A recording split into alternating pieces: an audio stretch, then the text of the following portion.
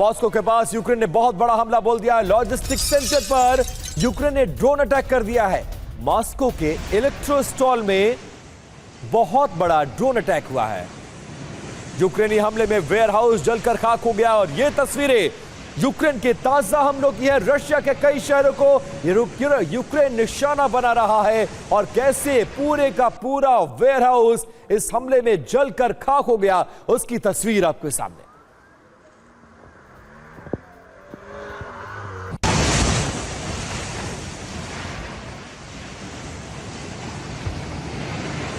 तो micro stall, Moscow के electric stall में एक और बड़ा हमला यूक्रेन के द्वारा किया गया है और ये देखिए रशिया से कैसे यूक्रेन इंतकाम ले रहा है। एक बहुत बड़ा वेयरहाउस और उस वेयरहाउस को निशाना बनाकर यूक्रेन हमले को अंजाम दे रहा है और माना जा रहा है कि यूक्रेन अपने इंतकाम को लेने में पीछे हटने वाला नहीं है। और इन हमलों में एक बहुत बड़ा संदेश रशिया के लिए कि उसे कमजोर मानने की गलती तो बिल्कुल भी रशिया न करे। और मॉस्को के इलेक्ट्रोस्टॉल में एक और बड़ा हमला हुआ है। लॉन्ग रेंज ड्रोन से लॉजिस्टिक सेंटर पर अटैक किया गया है। हमले के बाद आसमान में कैसे धुएं का गुबार देखा जा रहा है, वो तस्वीर देखिए। यूक्रेनी हमले में लॉजिस्टिक सेंटर तबाह हो गया है और इस तरह के हमले के बाद कई किलोमीटर दूर से धुएं का गुबार नजर आया। पूरे का पूरा लॉजिस्टिक सेंटर तबाह हो गया है और एक बड़ा हमला काफी दिनों के बाद, महीनों के बाद यूक्रेन इस तरह के हमले को अंजाम दे रहा है और अपनी ताकत को समेटने का संदेश भी इस तरह के हमले में। और यूक्रेनी हमले में आग का गोला बन गया है लॉजिस्टिक सेंटर। कई किलोमीटर दूर तक आग की लपटें और काले धुएं का गुबार नजर आया। ये तस्वीर देखिए, लगभग पूरा आसमान को कवर कर रहा है। कितनी दूर तक धुएं का गुबार और पूरे का पूरा लॉजिस्टिक सेंटर, जिसे बहुत बड़ा हमला करार दिया गया है। एक लंबे वक्त के बाद यूक्रेन इस तरह के हमले मॉस्को में अंजाम दे रहा है और बाकायदा इन हमलों के बाद किस तरह से आर्मी के हेलीकॉप्टर्स यहां पर मंडराते नजर आए हैं। आग को बुझाने की कई घंटों की कोशिश के बाद काबू पाया गया है, लेकिन शुरुआत में यह आग इतनी भयानक थी कि करीब जाने से भी लोग डरते नजर आए। पूरे का पूरा लॉजिस्टिक सेंटर यूक्रेन के इस हमले में तबाह हो गया। अब ये 3 तस्वीरें और 3 ब्रेकिंग न्यूज देखिए। लॉजिस्टिक सेंटर पर बहुत बड़ा ड्रोन अटैक, मॉस्को के इलेक्ट्रोस्टॉल में यह बड़ा हमला और इस हमले में किस तरीके से यह पूरा लॉजिस्टिक सेंटर आग के गोले में तब्दील हो गया, उसकी तस्वीर भी आपके सामने। और यूक्रेनी हमले में 7 लोगों की मौत और 50 से ज्यादा लोगों के घायल होने की आशंका को व्यक्त किया गया है। बीती रात यूक्रेन ने इस हमले को अंजाम दिया है और 7 लोगों की मौत, जबकि इस तरह के हमले में 50 से ज्यादा लोगों के घायल होने की संभावना जताई गई है। तो ये तस्वीरें आपके सामने मॉस्को पर किस तरह से कहर बरपा रहा है। 24 घंटे में कई हमले किया है यूक्रेन ने और ड्रोन के जरिए इन हमलों को अंजाम देने की खबर है। ताबड़तोड़ हमले यूक्रेन की तरफ से जारी है। माना यह जा रहा है कई महीने यूक्रेन में जो शांति बरती थी, उसके बाद अपनी ताकत को इकट्ठा करना और उसके बाद दोगुनी ताकत लगाकर इस तरह के हमलों के जरिए पूरी रशिया को हिला देने का दावा यूक्रेन के हवाले से किया जा रहा है। और मनीष झा स्टूडियो में आ चुके हैं, हमारे संवाददाता। मनीष, बहुत लंबे वक्त के बाद इतना बड़ा हमला और इतना शक्तिशाली हमला किया है यूक्रेन ने। माना यह जा रहा है कि यूक्रेन अपना इंतकाम लेना नहीं भूला है। जब जब उसको महसूस होगा, जब जब वो अपनी ताकत को इकट्ठा करेगा, तब तब रशिया को संदेश देने की कोशिश करेगा और इस हमले को भी उसी से जोड़कर देखा जा रहा है। बिल्कुल विपिन, देखिए यूक्रेन ने एक अलग सी रणनीति अपनाई है। यूक्रेन ने ये देखा कि डोनबास में, कॉन्स्टेंटिनोवका में रशियन फोर्सेस से लड़ाई में अगर वो उस शहर को सरेंडर करना पड़ रहा है तो उसका बदला वो अपने ड्रोन अटैक के जरिए ले। वैसे भी पिछले कुछ महीने में यूक्रेन के ड्रोन क्षमता में अभूतपूर्व परिवर्तन हुआ है। आज की तारीख में रूस का कोई भी इलाका शायद ही हो जहां तक यूक्रेनियन ड्रोन की पहुंच नहीं है। और चूंकि वो एक बार में 50-100 के करीब ड्रोन से फायर करते हैं तो अगर मान लीजिए कि आपने एयर डिफेंस को इंगेज किया या आप इलेक्ट्रॉनिक वॉरफेयर के जरिए कुछ ड्रोन को गिरा भी देते हैं, तो 2-4 ड्रोन टारगेट तक पहुंचने में कामयाब हो रहे हैं और वो भारी तबाही मचा रहे हैं। और उसका असर आप देख रहे हैं कि लॉजिस्टिक सेंटर में इस तरह जो आग लगी है, जिस तरह का नुकसान हुआ है, या इससे पहले जो रूस के अलग अलग ऑयल रिफाइनरीज को नुकसान पहुंचा है। तो पर्पस ये है, जिस तरीके से ईरान इस वक्त मिडिल ईस्ट में दबाव बनाने के लिए अटैक करता है, ठीक उसी तरह से यूक्रेन मॉस्को में अटैक कर रहा है ताकि क्रेमलिन पर दबाव बने और क्रेमलिन बातचीत के टेबल पर आए। बिल्कुल, और क्रेमलिन पर दबाव बनाने के मकसद से इस तरह के ड्रोन अटैक्स और उन हमलों का असर भी रशिया में साफ तौर पर देखा जा रहा। मनीष, लौटूंगा आपके पास। और इस बीच एक और बड़ी खबर, लॉजिस्टिक सेंटर में हमले से पूरे इलाके में कोहराम मचा हुआ है। आग लगने से निकला है धुआं और ये धुआं मॉस्को तक पहुंच गया। ये बहुत बड़ी बात, बहुत बड़ा हमला, और ड्रोन के जरिए किस तरह से रिफाइनरीज को निशाना बनाया जा रहा है, लॉजिस्टिक सेंटर्स को निशाना बनाया गया। और ये तस्वीर देखिए, हमले के बाद वो ड्रोन भी नजर आया, किस तरह से एक के बाद एक, क्योंकि जो ड्रोन हमें नजर आया उससे पहले धुआं उठ रहा है। मतलब यह है कि कई ड्रोन इस हमले में शामिल रहे हैं और लॉजिस्टिक सेंटर पर हमला करके ना सिर्फ इलाके को दहलाने की कोशिश, बल्कि क्रेमलिन पर यह दबाव बनाने की कोशिश और कहीं ना कहीं बातचीत की टेबल पर लाने के लिए मजबूर करने के तौर पर भी इस कदम को देखा जा रहा है। और रूस की ऑयल रिफाइनरी पर बड़ा हमला हुआ है। यूक्रेन ने ड्रोन से लॉजिस्टिक सेंटर के बाद रिफाइनरी पर भी हमला बोल दिया है। यूक्रेनी हमलों में अब ये देखिए, ऑयल रिफाइनरी कैसे तबाह हो गई है। ये तस्वीरें सचमुच भयावह है। एक तरफ लॉजिस्टिक सेंटर जिस पर ड्रोन से हमला किया गया, वहां पर सफेद धुआं उठता हुआ नजर आया था, लेकिन ये ऑयल रिफाइनरी है और पूरी की पूरी रिफाइनरी धू धू कर कैसे जल रही है। और इससे उठता काला धुआं इस हमले की इंटेंसिटी को बताता है। अब ऑयल रिफाइनरी पर हमले का एक और लेटेस्ट वीडियो सामने आया है। मॉस्को के नोगसिक इलाके में यह हमला किया गया है। हमले के बाद ऑयल रिफाइनरी में भीषण आग लग गई है। यह तस्वीर देखिए, और इन तस्वीरों की खास बात यह है कि जहां पर यह रिफाइनरी है उसके बाहर एक रिहायशी इलाका और गाड़ियों की पार्किंग नजर आ रही है। और अगर कोई बड़ा ब्लास्ट होता है रिफाइनरी में, तो इस हमले का असर, व्यापक असर इस इलाके में हो सकता है। तो इस तरह के हमलों को हल्के में नहीं ले सकता है रशिया, और इसका असर देखा यह जा रहा कि रशिया भी बहुत जल्द इसका इंतकाम लेगा और पलटवार कर सकता है यूक्रेन पर, जिसको लेकर यूक्रेन पूरी तरह से तैयार भी नजर आ रहा है। अब ऑयल रिफाइनरी की आग पर अब तक काबू नहीं पाया गया है।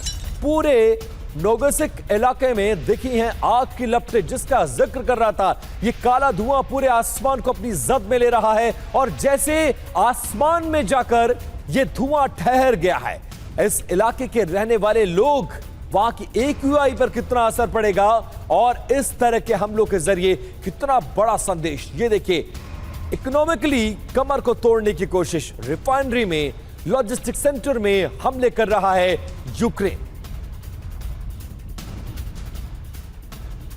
अब यूक्रेन ने इस तरह के हमलों को अंजाम देकर पूरे मॉस्को को दहला दिया है। बड़ी खबर यह है कि रूस की राजधानी मॉस्को पर भी बड़े हमले कर रहा है।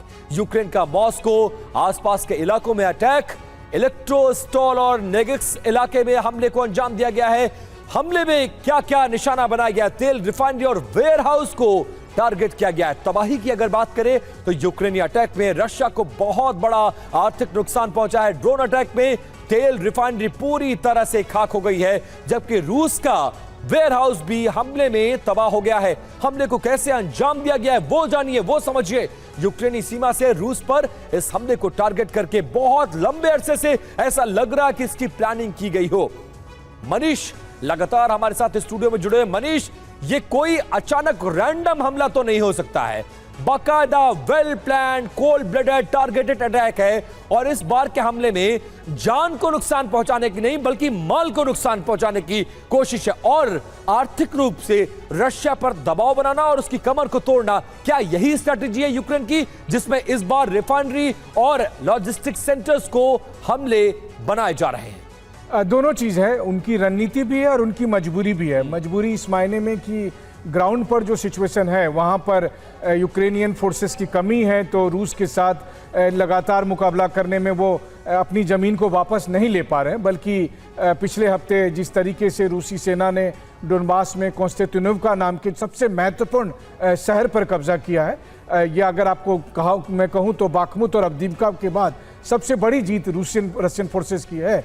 तो वैसे में प्रेसिडेंट जेलेंस्की के लिए ये रणनीति सूट करती है कि वो उन हमलों को अंजाम दे जहां पर मॉस्को में लॉजिस्टिक सेंटर पर हो या ऑयल रिफाइनरी पर या क्रिटिकल इंफ्रास्ट्रक्चर पर अटैक हो, उससे पूरी दुनिया का ध्यान वो यूक्रेन की तरफ खींचने को में कामयाब हो रहे हैं। और रूस पर दबाव भी बन रहा है, क्योंकि जो लड़ाई आज यूक्रेन में लड़ी जा रही थी, अब उस लड़ाई की लपटें क्रेमलिन के आसपास दिखाई दे रही है। तो प्रेसिडेंट पुतिन को यहाँ पर एक डिसीजन लेना है, लेकिन साथ ही साथ यूक्रेन की क्षमता में भी वृद्धि हुई है। यूरोप की मदद से यूक्रेन ने अब वो ड्रोन हासिल कर लिए हैं कि रोजाना वो 50, 100, 200 ड्रोन से हमले कर रहे हैं, जो किसी जमाने में रूस किया करता था। और उसी तरह के हमलों से दबाव बनाने की कोशिश, और जैसा कि मनीष बता रहे हैं कि इन हमलों की वजह से उसकी ताप क्रेमलिन तक महसूस की जा रही है। अब अंतरराष्ट्रीय खबरों के बाद कुछ देश की खबरें आपको बताते हैं। लॉरेंस बिश्नोई की हिट लिस्ट में अब एक नया नाम जुड़ गया है, और वो नाम है बॉलीवुड के सुपरस्टार माने जाने वाले और 3 इडियट्स फिल्म के रैंचो की। जी हां, हम बात कर रहे हैं आमिर खान की। काला हिरण मामले में सलमान खान को धमकी और घर के बाहर फायरिंग के बाद अब मिस्टर परफेक्शनिस्ट आमिर खान को गैंगस्टर ने इसलिए धमकी दी है क्योंकि उन्होंने हाल ही में अपनी तीसरी शादी की है।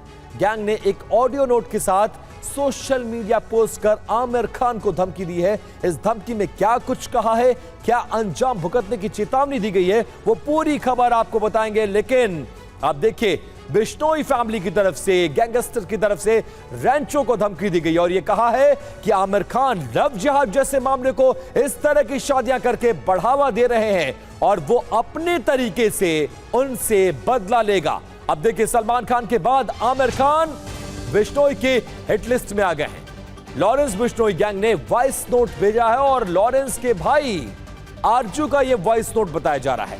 3 शादी को लव जिहाद से बिश्नोई फैमिली जोड़ रही है और ऐसी शादियों से समाज पर खराब असर पड़ रहा है। लिहाजा आमिर खान को वॉइस नोट के जरिए धमकी दी जा रही है और इस वॉइस नोट का मुंबई पुलिस ने भी संज्ञान ले लिया। बाकायदा इस वॉइस नोट को वेरीफाई करने की कोशिश और बाकायदा सोशल मीडिया पर भी लिखा गया है और यह कहा गया है कि इस तरह से लगातार जिस तरीके की शादियां कर रहे हैं आमिर खान, इससे समाज पर बुरा असर पड़ रहा है, लव जिहाद को बढ़ावा मिलता है जो कि ठीक नहीं है। और सलमान खान के बाद आमिर खान को भी वो जवाब देना जानते हैं। अपने तरीके से समय आने पर आमिर खान को भी जवाब देने की बात कही जा रही है।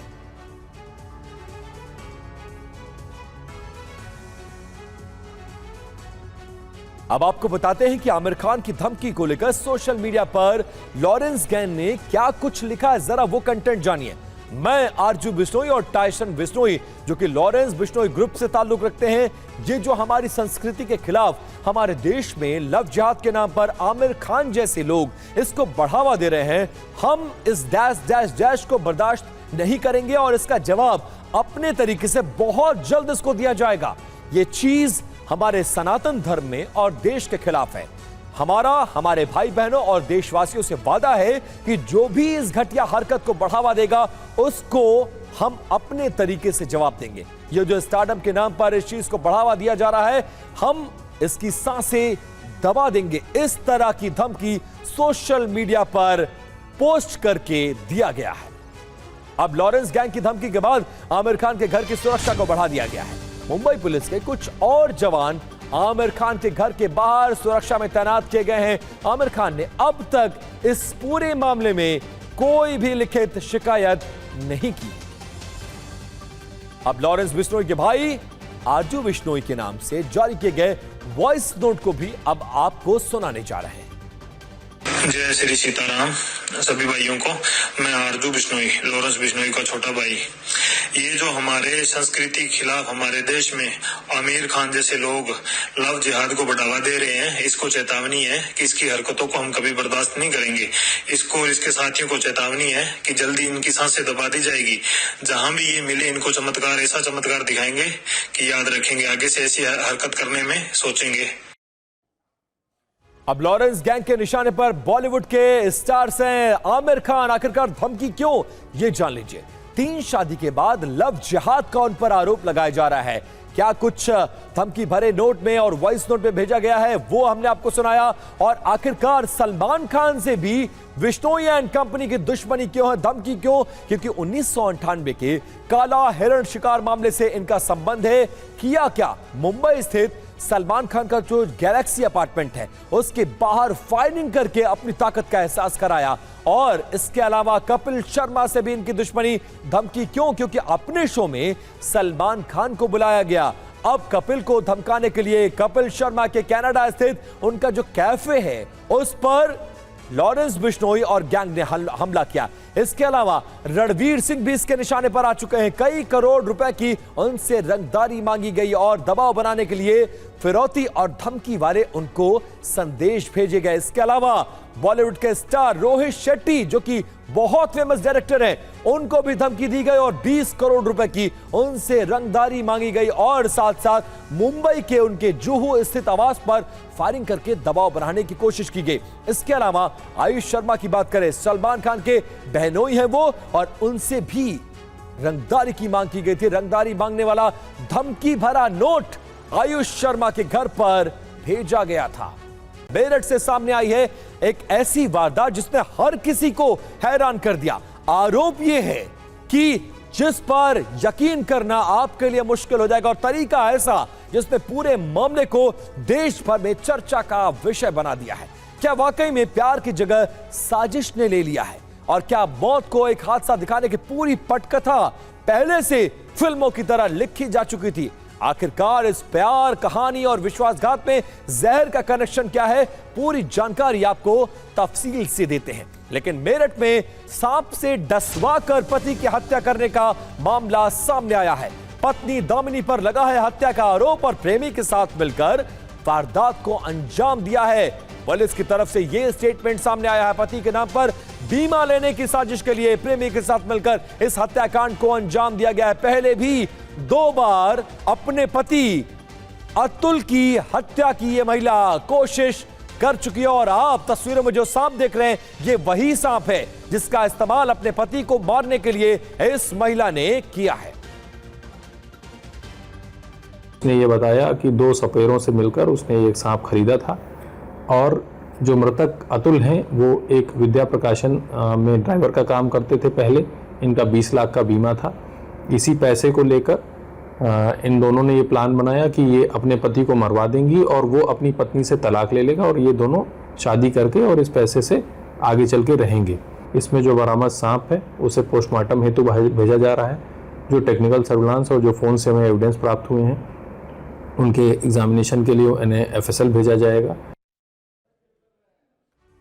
और एक उपलब्धि की बात करने जा रहे हैं जिसने आज भारत के लिए एक बहुत अच्छी खबर आई है। भारत ने स्पेस सेक्टर में एक इतिहास रचा है। हैदराबाद की private space company Skyroot Aerospace का विक्रम-1 रॉकेट अपने पहले ऑर्बिटल मिशन के लिए लॉन्च हो गया। 12:05 पर विक्रम-1 ने अंतरिक्ष में उड़ान भरी है। यह रॉकेट पहले ही प्रयास में कामयाबी को हासिल किया है। बड़ी बात यह है कि भारत दुनिया का तीसरा ऐसा देश बन गया है जहां किसी निजी कंपनी ने अपने दम पर यह काम कर दिखाया है। अभी तक यह उपलब्धि सिर्फ अमेरिका और चीन की निजी कंपनियों ने हासिल किया था। पीएम मोदी ने इस कामयाबी के लिए स्काई रूट और एरोस्पेस की टीम को फोन करके बधाई दी है और इसे स्पेस सेक्टर में एक नई युग की शुरुआत के तौर पर इसको बताया गया है। पीएम की बधाई संदेश आप सुनाएंगे आपको। प्राइवेट जो कंपनी है उसको बधाई दी है। भारत का पहला प्राइवेट रॉकेट लॉन्च हो गया है। मिशन आगमन श्री हरिकोटा से लॉन्च हुआ है। भारत में बने पहले निजी ऑर्बिटल रॉकेट की यह पहली उड़ान है। कई तकनीकी उपकरणों को 450 किलोमीटर दूर कक्षा में भेजा जाएगा। रॉकेट के साथ पीएम मोदी का संदेश भी भेजा गया है। पथ को लांघकर आकाश को भेदने का निर्णय ले लिया है एक ब्रह्मास्त्र की तरह। That's very true, Surya. और विक्रम-1 मतलब प्राइवेट स्पेस का युग भारत में शुरू हो चुका है। निजी क्षेत्र का यह पहला ऑर्बिटल रॉकेट है जिसको आज लॉन्च किया गया और सफलतापूर्वक इसको लॉन्च कर दिया गया है। 4 स्टेज में यह रॉकेट डिजाइन किया गया है। पेलोड की क्षमता की अगर बात करें तो 350 किलो पेलोड को ले जा पाने में सक्षम है। मेड इन इंडिया तकनीक पर निर्भर 24 घंटे में यह असेंबल और लॉन्च किया गया है। प्राइवेट स्पेस सेक्टर इससे मजबूत होगा और इसके साथ साथ सस्ता और तेज लॉन्च विकल्प भी इसके साथ भारत में अब शुरू हो चुका है। छोटे सैटेलाइट बाजार पर कब्जा करेंगे और विदेशी सैटेलाइट्स भी इसके साथ साथ लॉन्च किया जाएगा। स्पेस स्टार्टअप्स को इसके जरिए बढ़ावा भी मिलेगा। इस बीच विक्रम-1 लॉन्च पर प्रधानमंत्री मोदी ने उन तमाम वैज्ञानिकों को बधाई दी है जो इस प्रोजेक्ट में शामिल रहे हैं। स्काई रूट की टीम को पीएम मोदी ने बधाई दिया है। पीएम ने स्काई रूट की टीम से फोन पर बाकायदा बात की है और उन्हें बधाई संदेश दिया है। यह अंतरिक्ष यात्रा का नया अध्याय है। प्रधानमंत्री ने इस बात को मेंशन किया। सबसे पहले तो आपको बहुत बहुत बधाई। आपने दो काम किए हैं। एक तो आसमान में नए पौधे गाड़ दिए हैं और दूसरा जमीन में भी उस रूट्स को आपने मजबूती दी है जो देश के नौजवानों को आगे आने की प्रेरणा देगी।